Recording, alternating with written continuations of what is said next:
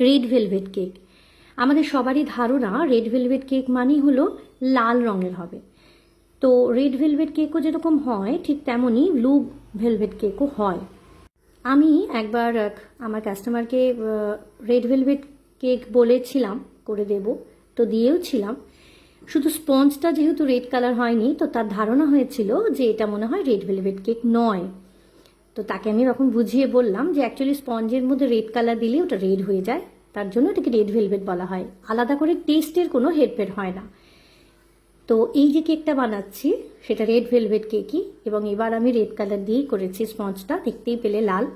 আর এটার স্পেশালিটি হলো এটা একদম বাটার, চিজ আর হুইপিং ক্রিম দিয়ে করা হয়।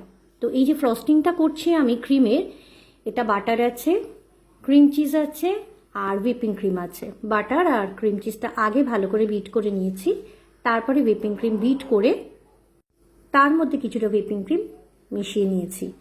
আর রেড ভেলভেট কেকে অবশ্যই হোয়াইট চকো চিপস দেওয়া যায়। কেউ যদি মনে করে যে চকো চিপস ভালো লাগে না, নাও দিতে পারে। তো আমি এখানে দিয়েছিলাম হোয়াইট চকো চিপস।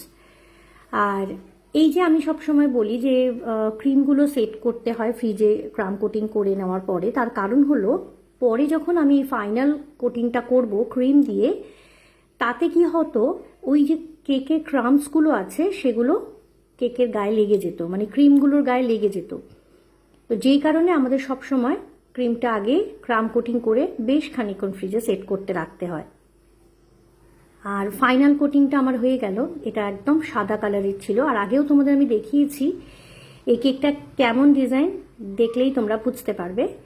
হ্যাঁ, এটা ওই পাহাড় থিম কেকটা, যার জন্য আমি পাহাড় করেছিলাম।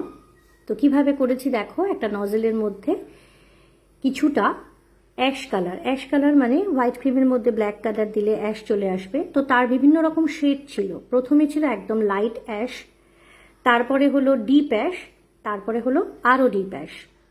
তো এটা দিয়ে প্রথমে আমি একটা পাহাড়ের স্ট্রাকচার করে নিয়েছি। তারপরে এই যে আবার একটুখানি ক্রিম মিশিয়ে ক্রিমটাকে ডার্ক করে নিয়ে আবার আমি পাহাড়ের ডিজাইন করে নিলাম। আর একদম তলায় আরও একটু ডার্ক কালার করে ক্রিমটা দিয়েছিলাম।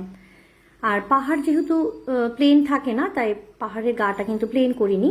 আর পাহাড় যেহেতু ওপরে একটু বরফ থাকবে, তাই কিছুটা ক্রিম দিয়ে বরফের এফেক্ট করে দিয়েছিলাম। আর এগুলো করে দিয়েছিলাম পাহাড়ের গায়ে কিছু গাছ, একটা নজল দিয়ে গ্রিন কালার দিয়ে।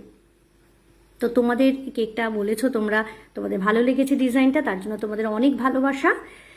আর উপরে ফাইনালি একটা হ্যাপি বার্থডে টপার দিয়ে দিয়েছিলাম। তো তোমাদের ভালো লাগলে অবশ্যই আবারও জানিও। সবাই খুব ভালো থেকো।